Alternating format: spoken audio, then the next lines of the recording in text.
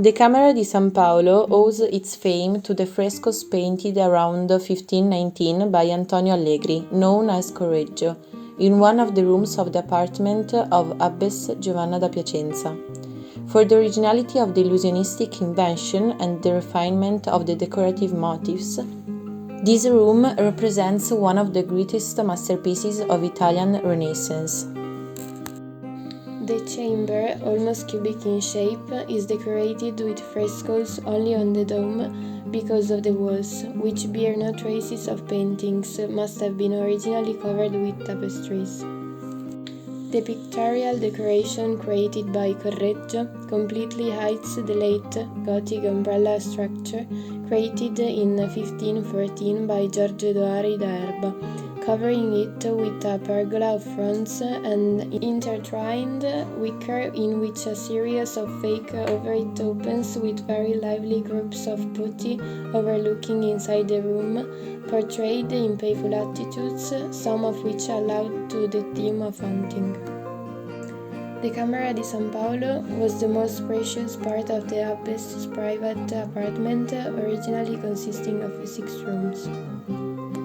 The Parmesan painter elaborated the ceiling with an elegant interweaving of grisaille ornaments on a blue background, inserting in the center a balustrade open to the sky, from which musician cherubs appear with a figurative solution.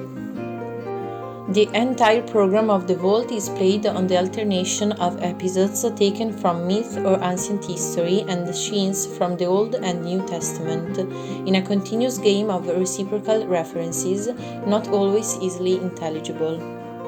On the fireplace is depicted Diana, goddess of chastity, an evident reference to Giovanna da Piacenza. At the base of the vault is a large frieze with ram's heads supporting veils on which jugs and pewters rest, alluding to the convivial destination of the environment. On the frieze there are 4 lunettes on each side. The key to the interpretation of the entire cycle is represented by the inscription on the fireplace, which, in addition to the date, bears the inscription Transimus per ignem et aquam and eduxisti nos in refrigerium. That means, we pass through fire and water, and you led us to refreshment. A quote from the Bible alluding to the spiritual path that leads to the sanctity of heaven, a road full of obstacles and arduous trials like the one that nuns have to face in order to deserve the kingdom of heaven.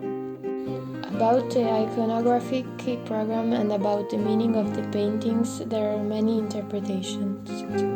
Some scholars identify the simple allegory of hunting, as it can be seen from the image. Others read instead more complex allusions with references to philosophical and moral themes, in close relationship with the culture and religiosity of the time.